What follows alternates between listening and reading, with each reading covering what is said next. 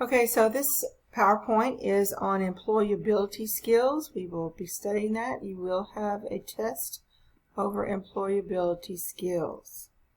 This is slides 1 through 22 today. So our objectives are to define employability, to learn the parts of employability, and to learn employability skills. On your Cornell notes, you're going to turn in one for each of these sets of slides, and there will be questions that are on the slides. I want you to answer those in your notes.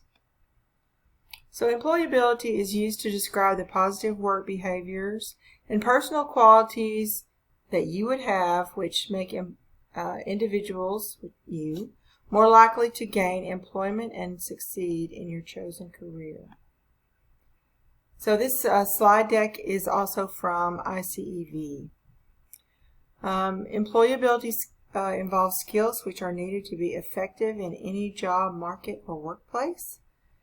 Examples include attendance, arriving on time, meeting deadlines, working toward personal and team goals, and ethical use of technology.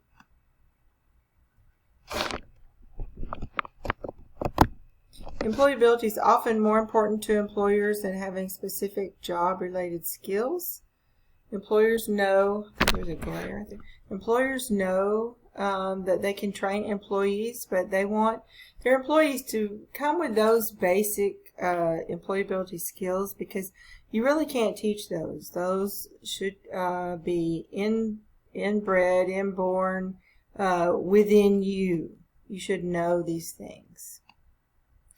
Employability skills are the skills and attitudes necessary to gain employment, to get the job in the first place, and participate effectively at your job.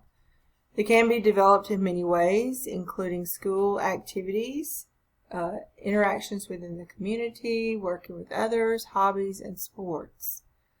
Employability skills are important and they can continue throughout your career, also known as transferable skills, essential skills, job skills, employability skills. They're all the same thing. So what does that include? Professionalism, effective communication, ethical behavior, academic preparation, going to school, critical thinking, problem solving, and teamwork. So what does it include? Leadership, time management, knowledge of technology, stress management, work-life balance, and productive work habits. These will all show up somewhere on the test. Okay, professionalism. It's a specific style of behavior in the workplace. It is performing in a manner appropriate for the profession in the workplace. And it can be conveyed through how you dress, how you speak, and your manners appropriate to your profession. Professionalism skills can be implemented through dressing and grooming appropriately. It creates a first impression. Proper grooming and appearance demonstrates respect and shows that you take your job seriously. Speech, how you speak to people. Are you using profanity? Are you being mature, intelligent, confident, professional? So at a professional job, profanity is not acceptable. Professionalism skills can be implemented through mannerisms, style of speaking or behaving, a method of interacting with others respectfully, courteously, with dignity in the workplace. So here's a question for you. Dustin wears shorts and ball caps to work. He speaks with sarcasm and he doesn't take his job seriously. Michaela dresses according to the employee handbook and participates actively in group conversations, presenting herself with integrity. Which of these two is acting with more professionalism? Please include that in your Cornell notes. Continue. Effective communication is possibly the most important skill in the workplace. You'll see that on the test. Effective communication. It is transferring information from one place to another, whether it's vocally, written, visually, or non-verbally. Things that you write, things that you send on emails. All of that is considered communication in the job, in your job. Good interpersonal communication skills allow individuals to work more efficiently in groups. These communication skills can be implemented through effective speaking, being prepared for what you're going to say, don't just get up and wing it, be engaged and practiced. You should be an active listener, making a conscious effort to hear and understand what people are saying.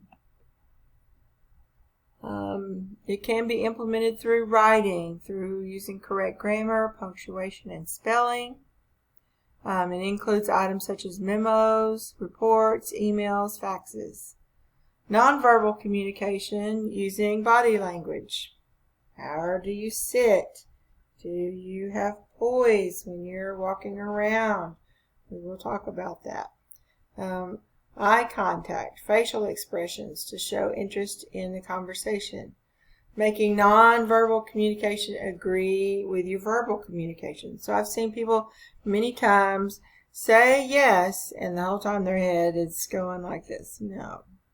Will you do this? Yes. And that's total disagreement with their body. So here's an example. Answer this question. Diana does not seem to pay attention to the speaker and never proofreads her memos, emails, or business letters for correct grammar, punctuation, and spelling. Frankie is an active listener using body language to show she's interested in the conversation. Mark listens only when given a direct assignment. Which of the 3 employees have better communication skills? Please answer that in your Cornell notes.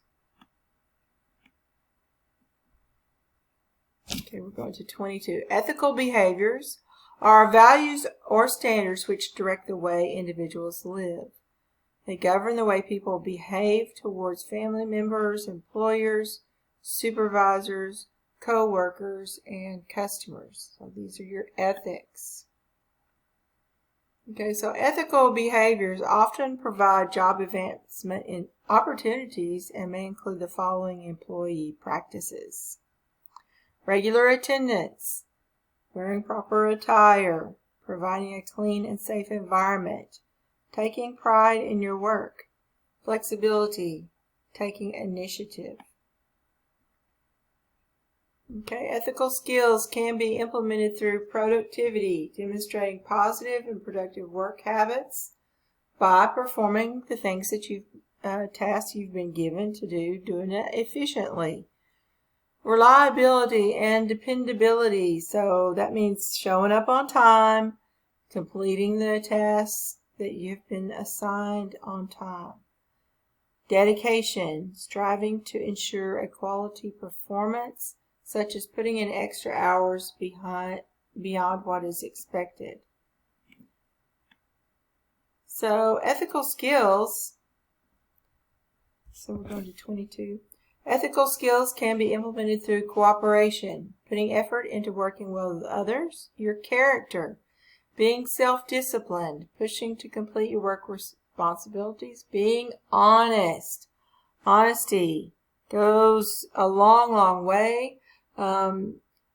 If you are on your phone and you're not working, and you put down your time that you were working the whole time, you're being dishonest. You're stealing from the company, stealing time. So companies look at that. Are you being honest? Are you being dependable? And representing these positive traits. Do you take initiative? Are you beginning a process or project without direct managerial influence? Do they have to come by and tell you exactly what to do every single day, or can you think it through and start working? Sharing ideas and helping improve the business. Maybe you've got a great idea that would help the business.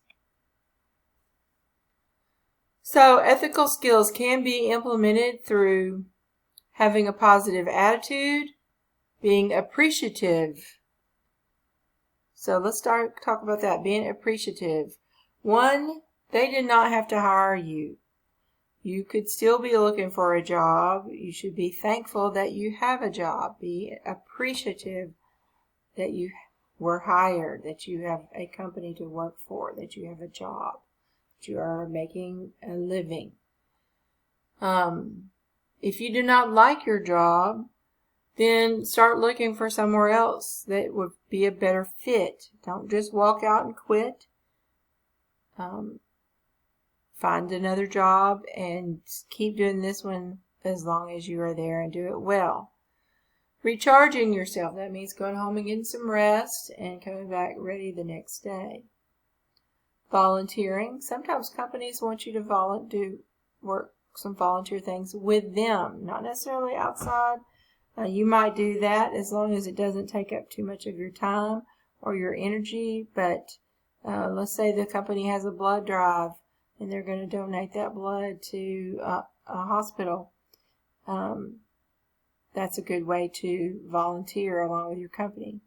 Maybe they do Habitat for Humanity every 3 months or so. That's also a good way to volunteer with the company.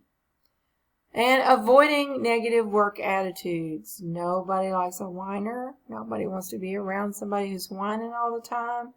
And it sets up for a poor work environment. So avoid a negative attitude. If you're around somebody who is negative all the time, move away. Go get your work done. Get away from them. Okay, so here's our example in the end of these slides. Cameron has appropriate relationships with all colleagues and exhibits a positive attitude, and he's willing to help out others. Jake uses unfair behavior towards employees, abuses the cell phone and internet usage, and calls in sick when he is not sick. Also, this is a good way to get caught and get fired. There have been people who have called in sick and gone to a baseball game or something like to that effect, and someone else saw them who knew the boss and called in the boss because they knew them, and then they ended up getting fired. So don't do that. Don't call in sick when you're not sick. Okay, turn those in for your Cornell notes to your daily grade, and we will return.